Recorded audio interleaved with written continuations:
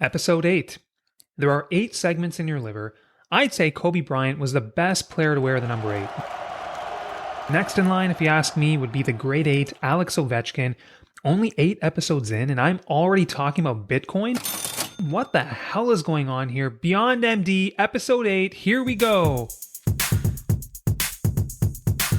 Welcome everyone to episode 8 of the Beyond MD podcast. Alright, so some people will ask me, why am I bringing up Bitcoin so early on the podcast? Well, my answer to that is, it's never really too early, but one day it could be too late. More on Bitcoin in a second, but first of all, I want to thank everyone for listening to the podcast. I really appreciate it. I hope it's been useful for you. If you feel inclined, take a second, leave me a review or rating on Apple, Google, Spotify, or wherever you like to listen to the podcast. One update, I have started a website. It's beyondmdpodcast.com. So my aim here is once or twice a month to write a few articles so that we dig a little bit deeper into some areas that are a little bit more complex and deserve some extra attention. I'll also be sharing resources that I think have been useful for me on my investing journey and I think others can benefit from.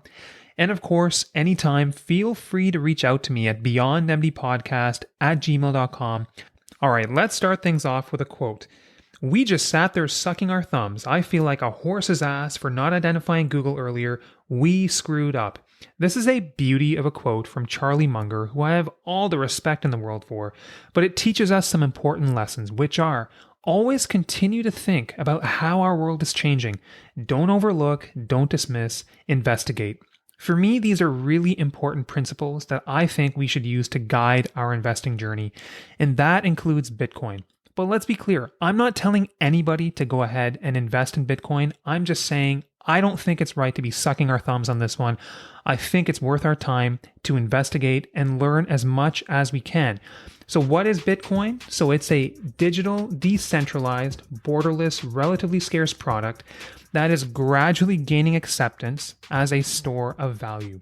Whether it becomes a medium of exchange in the years to come, I don't know. Nobody really knows.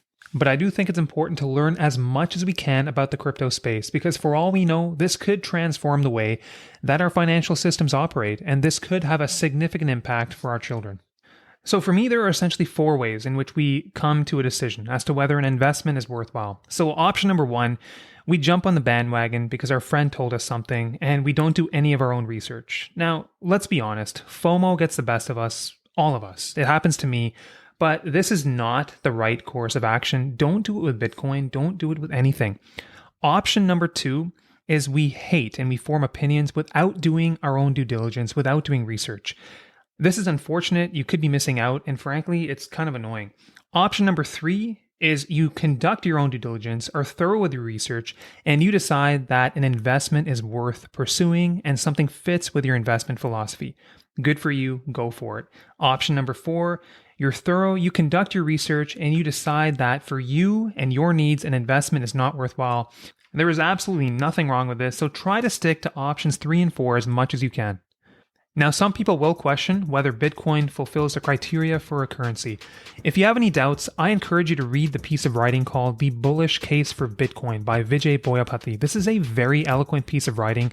Take 40 minutes, sit down with a coffee, it'll be well worth your time. At the same time, I always encourage people to listen to the bulls and the naysayers. So 3 of the prominent naysayers in this regard are Angela Walsh, who's a prominent law professor, and 2 economists, Francis Coppola and Nouriel Roubini. Go ahead and listen to them so that you have both sides of the debate. So for today's interview, we are really lucky to have a very knowledgeable individual in the crypto space, and that is Sue Ennis. Sue Ennis is a true champion of emerging technology and innovation. Her experience in the cryptocurrency space began in 2017 as a director at Coinsquare. Following this, Sue served as Senior Vice President in Global Partnerships at Shyft Network, which is a public blockchain protocol.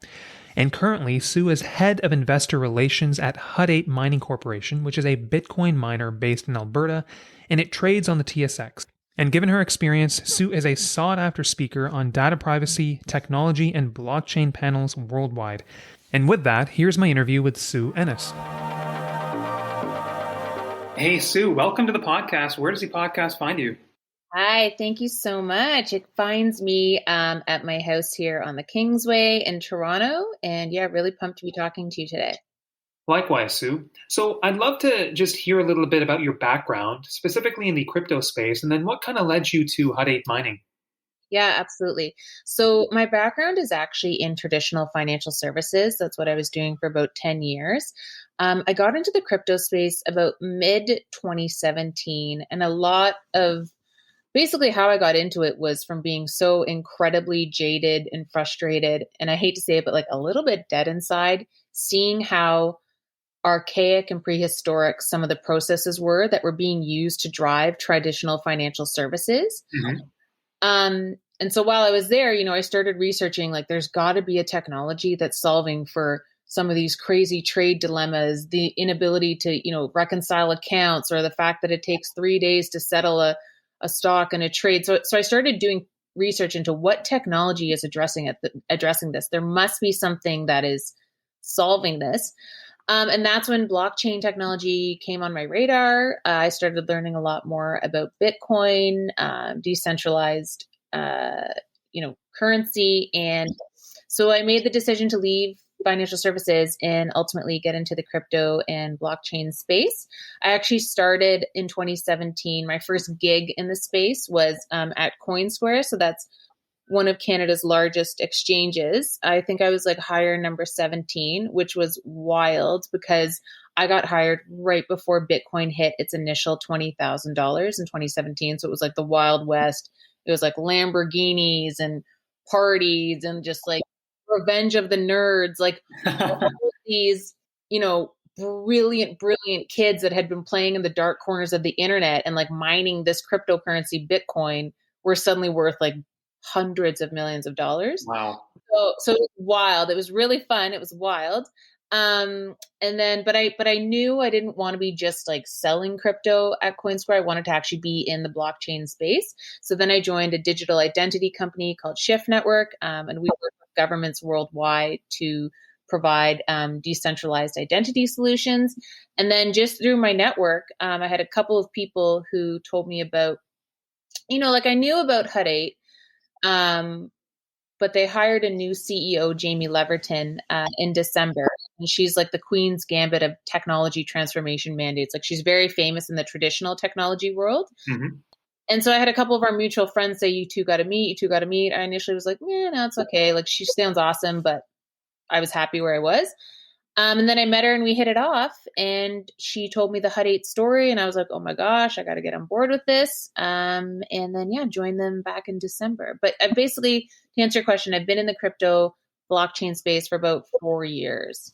Amazing, amazing. I mean, with respect to Hut 8, it just seems like your fit after you met Jamie, it was just meant to be. Yeah. And you've already kind of highlighted why it's so important for you to be in this space. Obviously, very innovative. So, Sue, why don't we just start off with a little bit of Crypto 101? I could try to explain it, but you'll do a much better job of this. I'm simply going to start by just asking you just to summarize, what is Bitcoin for our listeners? Yeah. So I describe it as a Bitcoin is a piece of a payment rail that is completely decentralized that works on top of the internet. So if you own a piece of Bitcoin, you own a piece of this payment rail that is global, that is decentralized, that no one controls, but that is a peer-to-peer network of how you can exchange value. So it's like owning a piece of a rail Hmm. that sits on top of the internet is how I describe a Bitcoin. Okay, and just to kind of summarize, what are the main benefits of Bitcoin? You kind of already hit on how it's decentralized, but what are the main benefits? Yeah. So it's scarce. There's a finite supply. It's decentralized. And it's a peer-to-peer network that exists on the internet. So when we say that it's scarce, there's only a certain amount of Bitcoin that will ever be created. It's 21 million. So when you look at, for example, what's going on right now in the US with or really truly globally, especially since the pandemic, there's a select group of individuals who are making decisions on behalf of an unbelievably complex global monetary system. So they're printing money, making decisions on a whim or, based on a very reactive measure given what's going on in the economy. You can't do that with Bitcoin. There's a set inflation schedule once every 4 years. The block reward halves, and there's only going to be a certain amount of coin per ever in existence. And also it is a peer-to-peer network. So you don't have to rely on any intermediaries. You don't have to rely on any governments, any banks, or any middlemen to make that transaction go through. And what's the benefit of that? The fact that, for example, you have 1 billion people that currently don't have any identity or access to identity. And so therefore can't participate in the formal financial economy, right? Because you obviously can't transact in a bank unless you have identity. There's about 50% of the global population actually lives under authoritarian regime. Mm-hmm. So a government that, let's say, excludes, for example, women from ever being able to get bank accounts, or in places like Argentina, Venezuela, Lebanon, where they have inflated people's life savings away, sometimes up to 3 times. For example, that happened in Argentina in the 90s 3 times.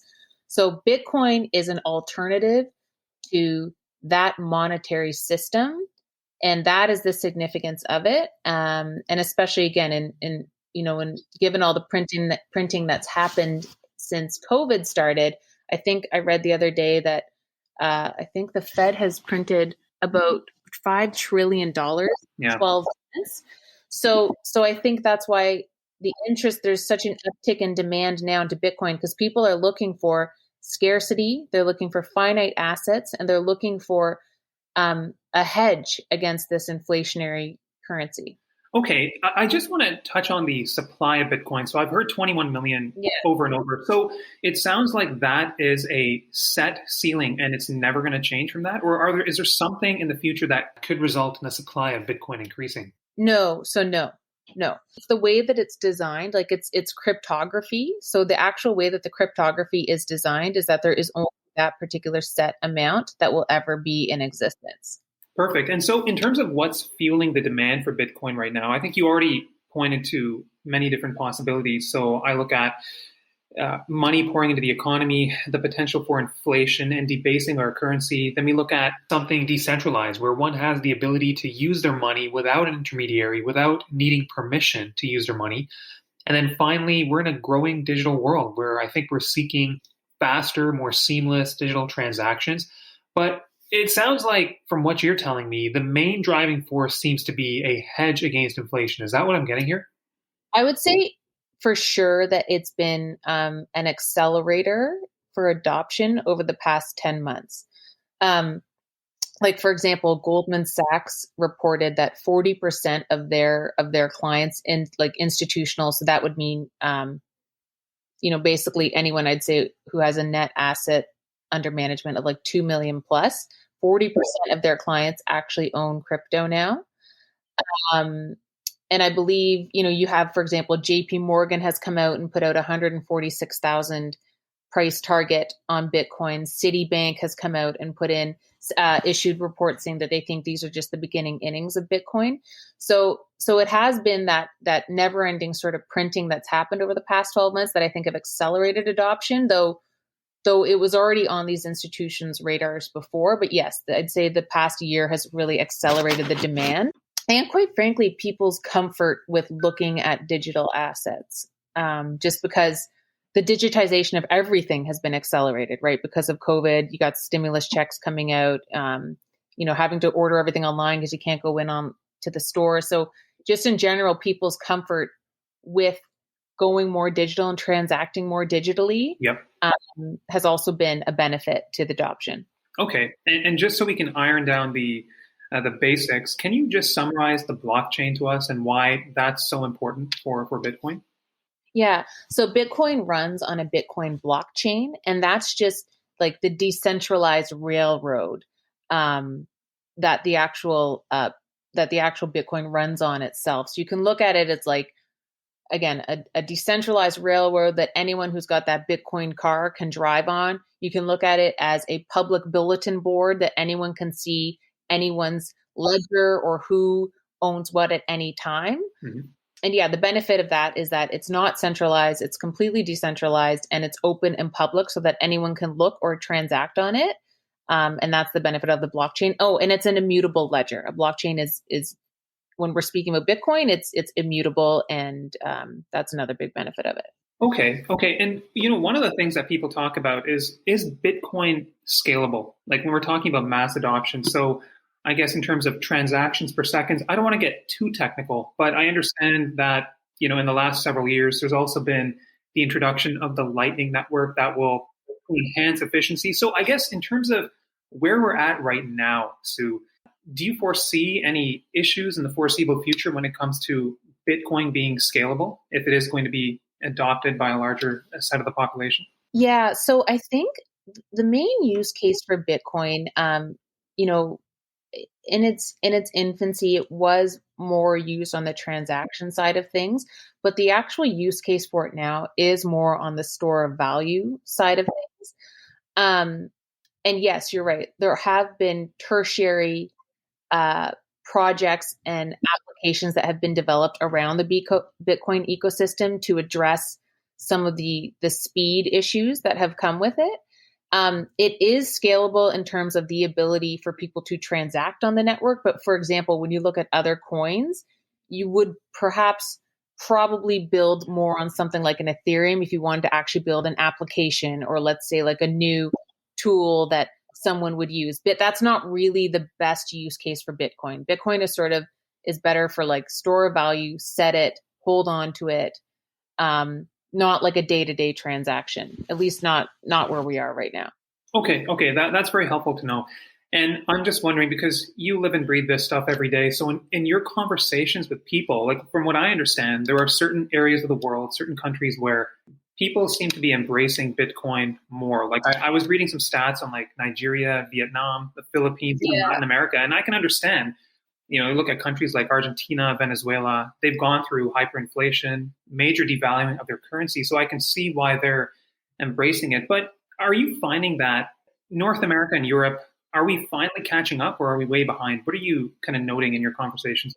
So I will say the one country where they're leaps and bounds ahead of a lot of other countries is probably South Korea. About 33% of the population there have been using not only digital payments, but have actually been in the crypto space since since I want to say like 2011, 2012. Like there's a very high adoption rate in South Korea. Like you'll see grannies who've got their own digital wallets and are trading cryptos, and they're very quick to embrace digitization and digital trends. So that's pretty cool to see.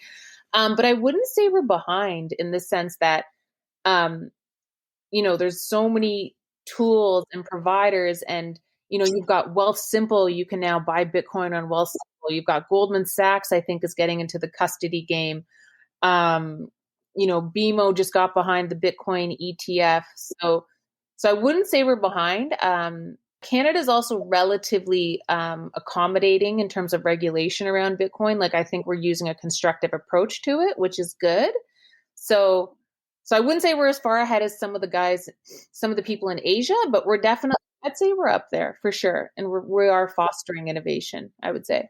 No, that's great to hear. And a short story on my side. So I was telling my parents about Bitcoin, and my mom admitted she hadn't barely heard of it. My dad was in tune with it, so they listened to a few podcasts I sent them, and then I was on the phone with them, and then their nanny jumped onto the phone. She heard me talking about Bitcoin, and she was like, "Oh my God, I trade Bitcoin. I've been trading it for years. I can tell you when to buy it, when to sell it." And I'm like, hold on a second. That's hilarious. And to me, it just blew my mind. I was just like, here, and she was actually getting paid in Bitcoin in the Philippines years ago, a portion of her salary. And to me, that was just mind blowing. So it made me think, okay, are we behind? But it sounds like some countries just, have been a little bit ahead of the game there. But I just was fascinated by that. Well, and I think that's because being able to trust your government's monetary policy is actually a luxury, not the norm. Like I said, like when you have 50% of the global population that's actually living under authoritarian regime, or for example, in the Philippines, I know that the large part of their economy is based on remittances, Hmm. people sending money back home, and Bitcoin is one of the, I mean, digital currency and Bitcoin is one of the fastest ways to do that. So it actually would make sense um, for someone who in that area of the world to be interested in Bitcoin. So, for example, one last January 2020, $1 billion was moved of Bitcoin on the Bitcoin exchange. And I think the transaction fee was something like $80 versus if you try to move $100,000 from Australia to, let's say, a bank in the UK, you're going to be paying about $5,500 in fees, paying off all those intermediaries along the way to transport that money.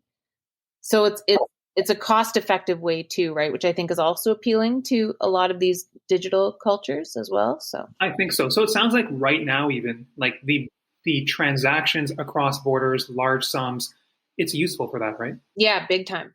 And what's crazy, if you even think about it, like let's say I'm a refugee, I can carry the code to my wealth in my head across borders. Like I can walk across the border, and as soon as I have access to an internet, I have the ability to store my wealth in my head with my code and then access it as soon as I've got an internet. There's no other institution that can facilitate that. There's no other, you know what I mean? There's no. Oh, for sure, for sure. That has to be a very liberating feeling, I think, for anyone who's engaging in that, for sure. Mhm. Okay, Sue. So now maybe just some trends. I think you kind of commented on how adoption of Bitcoin is increasing.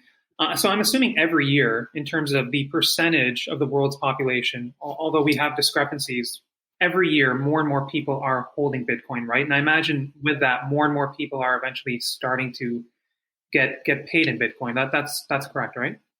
Um, yeah, I am seeing an uptick in like I don't ever think it's going to be a fiat versus Bitcoin. I think that both of them can coexist. I believe I don't think the dollar is ever going away. Absolutely not. I don't think that would actually serve anybody. Um, so yes, some people are asking to be paid in Bitcoin, but I think it's more so that people are again using it as a hedge against a potentially depreciating fiat dollar, and so are looking at instead of keeping treasury reserve assets in fiat, they're moving some of that fiat into Bitcoin. But they're still hanging on to fiat, but it's no longer their treasury reserve. It's no longer cash on balance. Well, it is cash on balance, but it's let's look at having Bitcoin on balance as maybe our treasury reserve asset. Okay. Okay. In the last kind of recent past, we've had some bigger names embracing Bitcoin. For example, PayPal. I know they're getting more active in the space now, and then Tesla investing 1.5 billion. So, like, what does it mean for Bitcoin to have these big names kind of embracing it, investing in it? I figure that that's just these are small steps in the right direction towards greater adoption, right? Yeah, absolutely. It does. I mean, Bitcoin's always been legitimate, but it does add that sort of extra layer of legitimacy when you have people who currently, who are very well respected and accomplished and know what they're doing in the tech space come around to what this new technology is and adopt it. That's incredible for the whole mission of the space in general to see greater public adoption like Elon and Michael Saylor and yeah. Yeah, so I was going to ask you for kind of where you fall on the spectrum, but I think you've already answered it because on one side of the spectrum I had, okay, 10 years out, is Bitcoin either a failed experiment? I don't think so. I think we're kind of past that. Kind of in the middle of the spectrum is, well, people are saving in Bitcoin, but still kind of spending in their own fiat currency. Where the other extreme of the spectrum is Bitcoin has essentially replaced, the current financial system in 20 years. Like, I'm assuming you're kind of in the middle somewhere. Like, where do you fall on that? Yeah. Oh, I'm in the middle. Like, look, I still think there's absolutely a place for fiat. I think that trying to coordinate all of us getting onto Bitcoin globally would be borderline impossible. Like if you to coordinate all the different government regimes, and I don't think you could do that. But yeah, I look at it absolutely in a world where the two can coexist. And let's say even if all of the first world people decided to dump Bitcoin and that it was, had no value, you still have the fundamental use case that it's a peer-to-peer network. And for example, if I'm a female programmer in Afghanistan, I'm not allowed to get a bank account, but I can get paid for my services in Bitcoin as long as I have a cell phone and access to an internet. So I think as long as that use case of I don't have the ability to participate in the traditional financial services realm exists, which it does for like 50% of the world, I think you're always going to have a use case for Bitcoin, if that makes any sense. Yeah, it totally makes sense. And you know what? I was going to dive into that in the next section because so far I think we've been talking about Bitcoin in a positive light, but I do want to talk about some headwinds maybe and some challenges. So So we hear about a lot of cryptocurrencies. I'm guessing there's maybe 10,000. We're hearing about Bitcoin, Ethereum, Litecoin, Ripple, and I'm really hearing people talk in two different ways. There seems to be one camp who are embracing cryptocurrencies in general, but then there seems to be another camp who say that, listen, this is a winner take all market. It is Bitcoin or bust. And I'd like to get your take on this. Where do you stand? Oh yeah, no, I don't think it's Bitcoin or bust. I don't. I think there's a lot of shit coins out there. Absolutely. There's a lot of garbage out there. Like BYOR, you have to do your own research. But for example, some things that Ethereum is doing in terms of creating new applications, like a new Web 3.0, ways for people to earn money, programs for identity. Like I think Ethereum is absolutely a very legitimate project. And if you look at Bitcoin as a store of value, you can look at Ethereum as like the TCP IP. So the foundation, the internet's built on TCP IP, and you can look at Ethereum as sort of like the TCP IP on the blockchain. So TCP IP was used to build Facebook and Google. Ethereum, you can look at sort of Ethereum is what can be used to build Google and Facebook like applications on the blockchain. So, and not just Ethereum, like there's some other great protocols like Stellar and Cardano, but yeah, there's probably 10,000 cryptos out there. And I'd say maybe like 5% of them are legit and doing things that actually matter. Okay, I think that's an important take home point though, that there are a lot of shit coins out there and you just have to do your research like you say. Yeah. Now, some of us are pretty new in this space, and one of the things that can make a new investor nervous is security. I understand to date that the blockchain has been pretty immune to hacking. So, yeah, in terms of a potential hack of the system, like, is that a real risk or is that something that's extremely unlikely given what we've seen since the inception of Bitcoin? So it's extremely unlikely based on how the incentives of the network work for Bitcoin. So the network is only valuable if there are people who think it is valuable. So if a hacker were to hack the network and everyone would subsequently think that Bitcoin's not valuable, then they have spent an enormous amount of energy, because it takes energy to mine Bitcoin. It would take an extraordinary amount of energy. Like I'm talking like warehouses and warehouses and warehouses of energy and data to actually even try and take over Bitcoin. And by the time you've done that, people would have been able to see, because it's a public bulletin board, that it's been compromised. And then the actual value of the coin would go down because everyone would just dump it. So it's not economically in people's best interest to actually hack the Bitcoin network. Now, when you do hear about hacks or data breaches and that sort of thing, oftentimes it's the actual wallet infrastructure. So the hot wallets that people store their coins in are definitely vulnerable to attack, but it has nothing to do with the Bitcoin blockchain network. So, I guess in terms of other potential headwinds, I'm hearing about all different types of government regulations, and some governments seem to be trying to ban it. I was going to ask you part one, like, is it possible to ban Bitcoin if you're not going to stop your population from using the internet? So that's one extreme. But then other governments say, well, you can buy Bitcoin, you can sell it on an exchange, but it's not going to be deemed legal tender. You can't buy anything here with it. And then other governments seem to be saying, well, we discourage you from using it because it's volatile, but you can go ahead and do whatever you want. I guess overall, A, can governments ban it? That's my first question. And then B, what's the trend that you're seeing? Are you seeing more governments gradually being open to it, open to crypto, or are you seeing more governments trying to put their foot down and say, we're going to regulate, we don't like it? What's going on? Yeah, so obviously India has recently put a ban on Bitcoin, I believe, because they do see it as a threat to their nation's currency. But for the most part, I would say governments are coming around to the fact that they can't really stop this, and anyone who does put an outright ban on it just loses first mover advantage, i.e., they're effectively just sending that business and their ability to ultimately tax it to somewhere else, to another country, right? So, Fair enough. and additionally, you see a lot of banks are now figuring out, what a digitized currency is not a bad thing. It's cost effective, it's fast, it's scalable, and so I think that it's actually helped governments sort of accelerate some of their own digital initiatives in addition to accepting that it's here to stay. And yeah, I'd say for the most part, people are starting to really embrace it. Plus, again, you have institutions like Goldman Sachs, JP Morgan, like major financial institutions and pension plans that are coming out and saying like, listen, guys, we're going to be investing in this. And those are pretty bullish lobbies for the case of Bitcoin.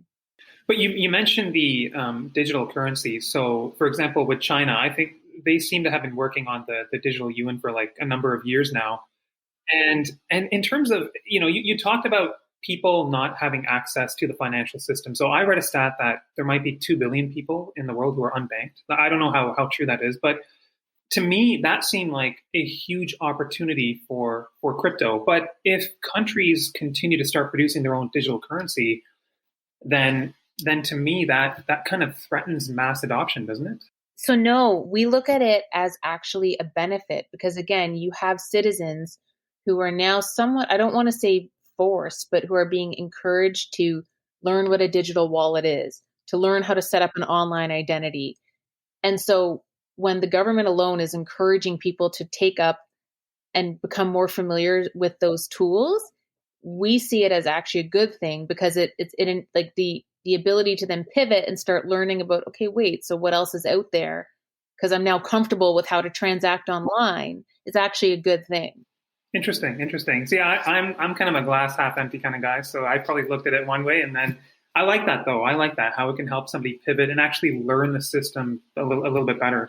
Now, if someone's considering investing in crypto, Bitcoin, I think we want to try and get a sense of the different factors that can move the price. Although I understand it's volatile, and personally, I'm okay with that. Like, this is still, in the grand scheme of things, relatively new, right? So volatility is for sure expected. But I want to bring up Tether, like the stable coin, just for a second. And I know this might get complicated, and if it's too much, we can bypass it. But what I was understanding in my kind of preliminary research was that when Bitcoin was kind of dipping in the earlier kind of troughs, Tether was kind of being produced at maybe a greater rate and being used to buy Bitcoin on those dips, therefore kind of propelling the price. Is there any element of truth to this? Yeah. So Tether, how they marketed themselves initially was that they were backed 1-to-1 Tether per US dollar. But then there was quite a bit of speculation as to whether that was actually true because they weren't letting anyone come in and audit them. I actually don't know how that fanned out. I think that they did end up not being fined by regulators because they were able to prove that they were backed one Tether to 1 US dollar. But yeah, the thought was that they were printing more Tether than there were US dollars. So it was increasing the ability of people to buy Bitcoin, but with an artificial currency, right? Like it wasn't actually 1 US dollar going into 1 Bitcoin. It was like 1 Tether that was kind of backed by we're not sure what going into a Bitcoin. So that would have artificially inflated the actual money going into Bitcoin, if that makes sense. Okay. So in terms of, I keep hearing about Bitcoin being used for illicit activity. Like I heard Janet Yellen even say that. And I was digging through it. And to me, it sounds like perhaps the opposite is true because I guess you have all these transactions being registered on this ledger, right? And it sounds like in terms of all the crypto transactions that take place, I read that less than 1% are perhaps based on or used for illicit activity. But then when you look at the proportion of transactions in fiat currencies for illicit activity, it's probably 10 times as much. Like, I'm just trying to figure out what's right, what's wrong here. No, that's absolutely accurate. So as the Bitcoin industry has become, there's been greater adoption and more technology built atop it. There's been an incredible development of tools to watch the security of the blockchain. Like FBI for the blockchain, like there's a ton of different companies, TRM Labs, Elliptical, CipherTrace, Chainalysis. And yes, because it's a public bulletin board, it's actually very easy to trace the entire life cycle of a history of a Bitcoin. Versus if you look at the US dollar, there's something like 2.9% of US dollars a year are used in money laundering and fraud. And right. You can't trace how many hands that $20 bill has touched, right? If you look at banks alone, I was actually looking at up some stats on this. It's $1.9 billion of $1.9 billion of US dollars is used annually in the US for fraud. Okay. Goldman Sachs alone has had to pay 2.9 billion in AML fines and fraud. Wow. Westpac, the largest bank out of Australia, has had to pay $900 million alone in fines, AML and US dollar money laundering. So this FUD that some of these traditional regulators come out with about Bitcoin is factually incorrect. I want to move to miners now because this is interesting. If you asked me 6 months ago, hey, there are companies who mine Bitcoin, I would have been like, what? What? Just explain that to me a little bit more. But now that I have a fundamental understanding of it, it's very interesting. But perhaps you can kind of explain to us the mining business model, because miners are a way to get access, to invest to Bitcoin through our investments. So it just helps to understand the model, how they generate income. Yeah. So miners generate income two ways. Number one, it's from adding new blocks to the blockchain and winning the block rewards. So the payout right now is 6.5 Bitcoin times, however many Bitcoin, whatever it's at today. I think it's at like 65,000. So there's rewards from facilitating transactions, new transactions being put on the blockchain. And then there's also just transaction fees. So again, facilitating transactions going through the blockchain, and you get a portion of the fee for effectively running the computers that keep that blockchain and those transactions going. So those are the two ways that we make money. But we also make money. So for example, Hut 8 holds 3,012 Bitcoin on its balance sheet.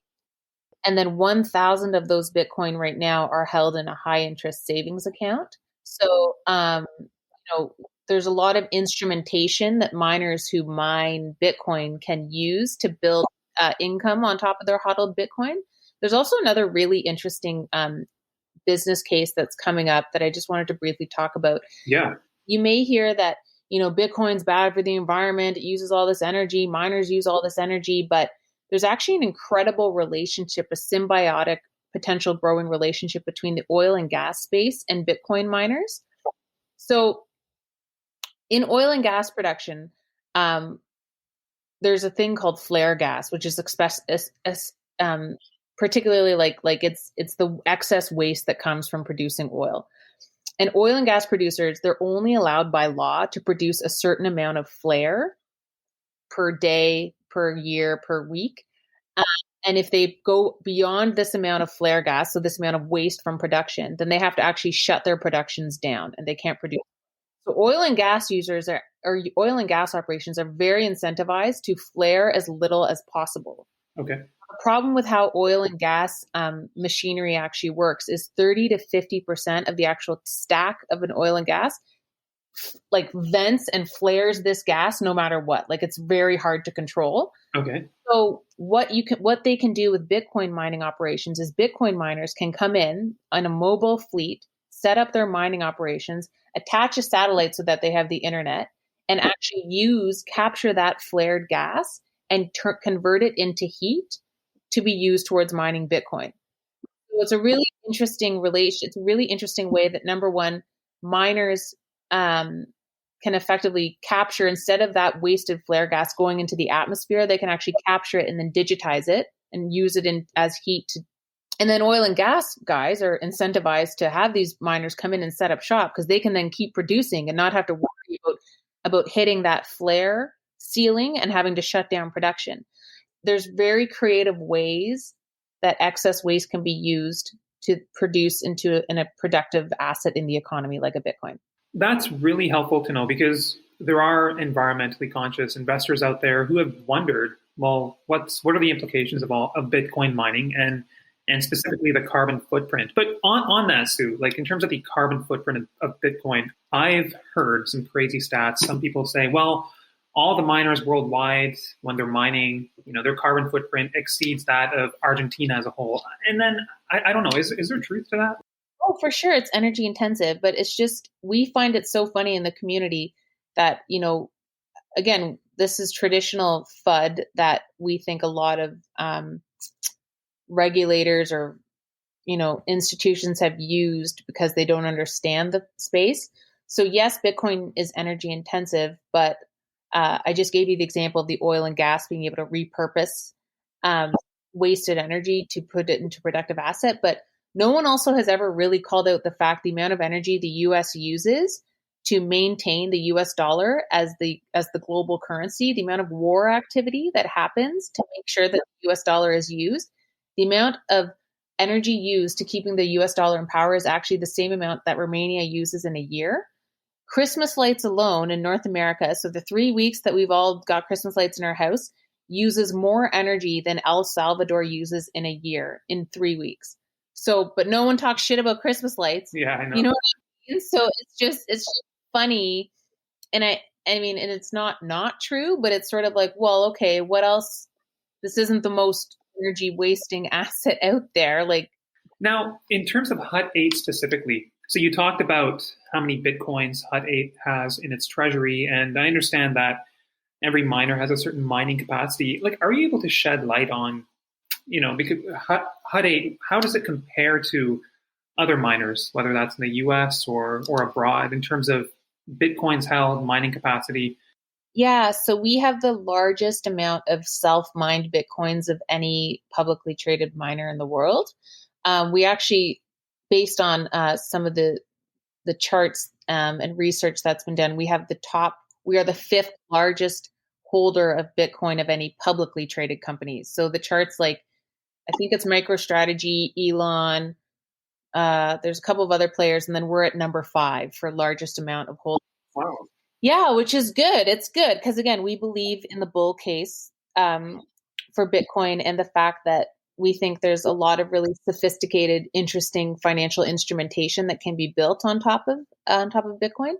We're one of the largest miners, and also we're one of the only miners looking at how else can we use this technology to either A, get into the high performance computing space, or, like I said, with the oil and gas, how do we create more energy opportunities and, ESG opportunities globally or in the US using mining infrastructure. So we're one of the only miners that kind of is looking at how else can we deploy this technology for good.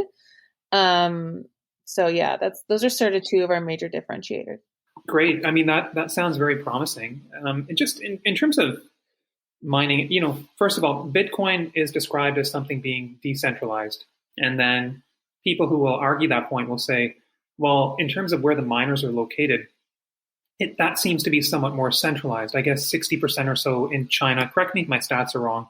And then maybe the 6 countries that have most of the miners, I think it's maybe 90% of the miners in the world. But so some people will say, well, that's not exactly decentralized. And in fact, perhaps we should be concerned that so many miners are in China. Could China control Bitcoin? But then when you hear about, for example, China's stance on crypto, the government there doesn't really seem to want to embrace it. So these are kind of conflicting arguments. So I guess my questions are, should we be concerned, or is it more about miners will go where the cost of business is cheaper, logical things like that? I'm wondering what your take is.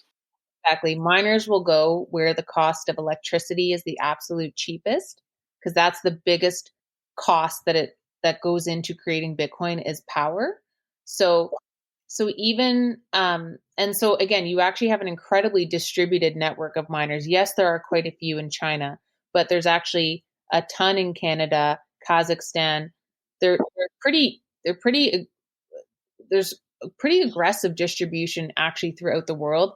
And again, let's just say even there was an increasing concentration of miners in China, it's still not economically viable for these miners to mess with the system. Number one, they can't because it is an immutable ledger. But remember, they're putting in millions, almost billions of dollars into this energy.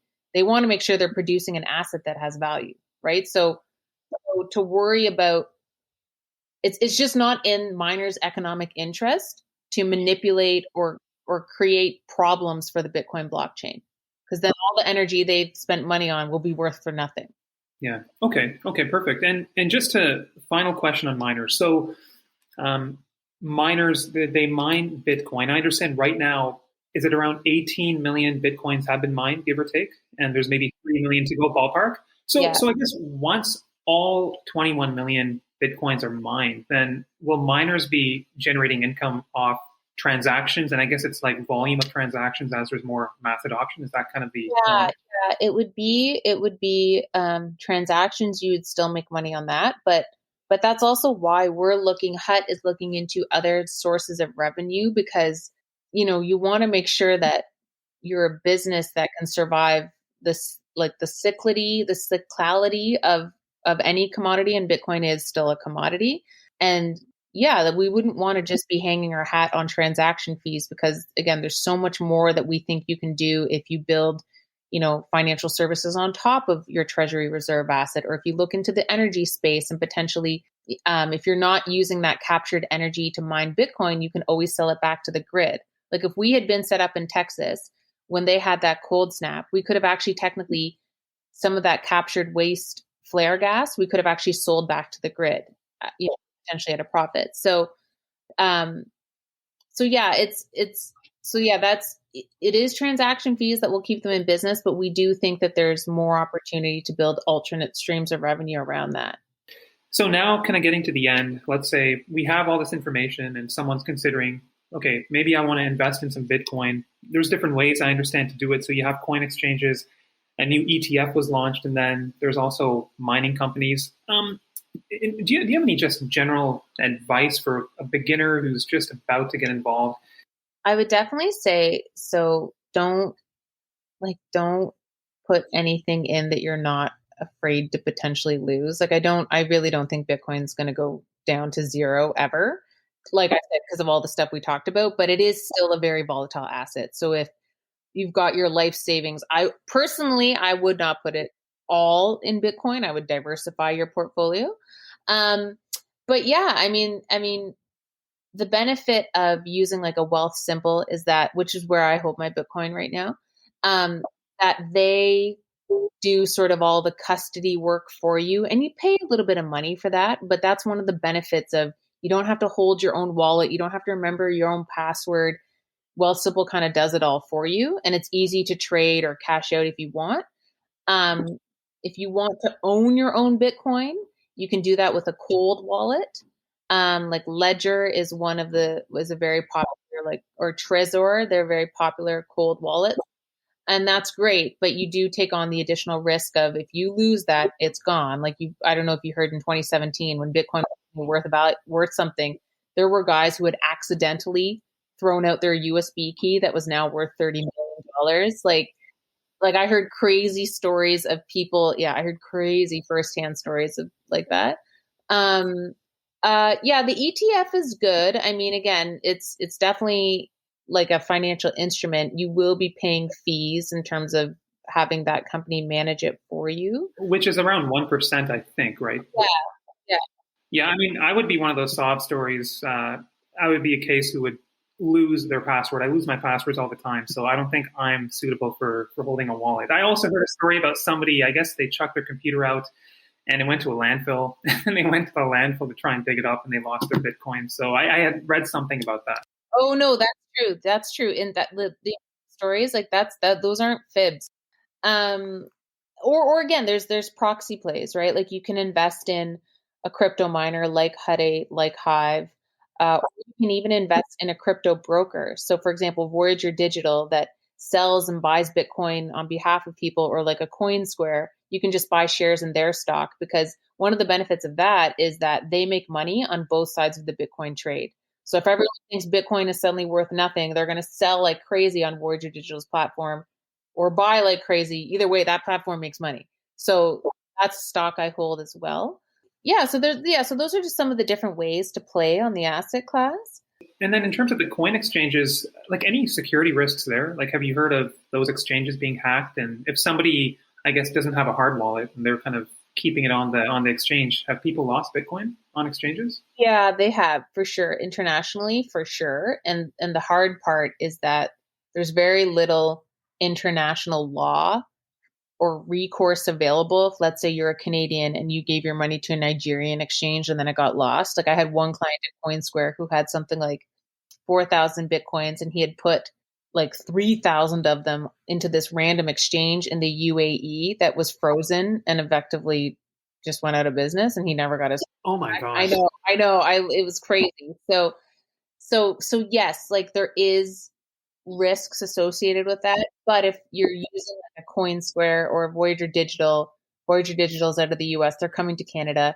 They're very heavily regulated. They are audited. There is some recourse there. Like if like they probably won't, if you do get hacked, there is some recourse. Same thing with Coinsquare.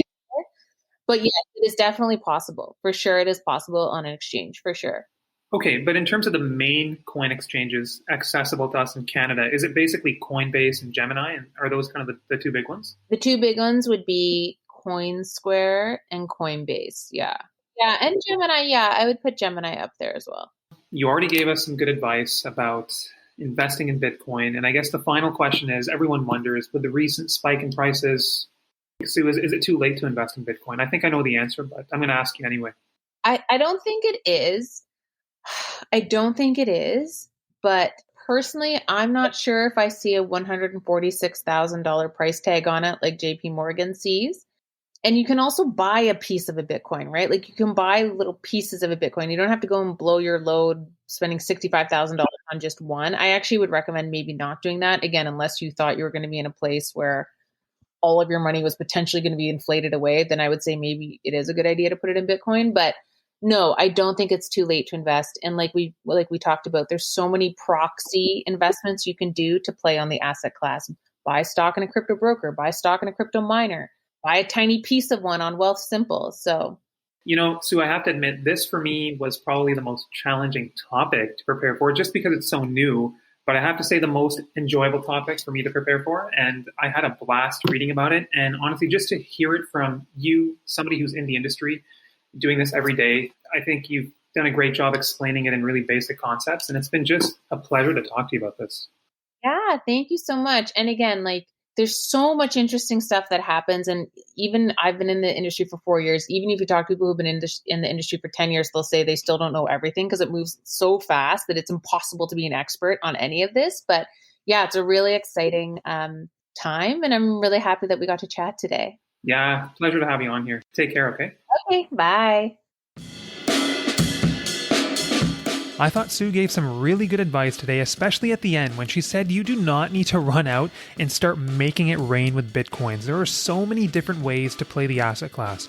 But remember, the message of today's episode is not to go and invest in Bitcoin, but it's to be curious and continue to learn about everything around you. That includes Bitcoin. I think it's really important for all of us to continue learning about how our world is changing.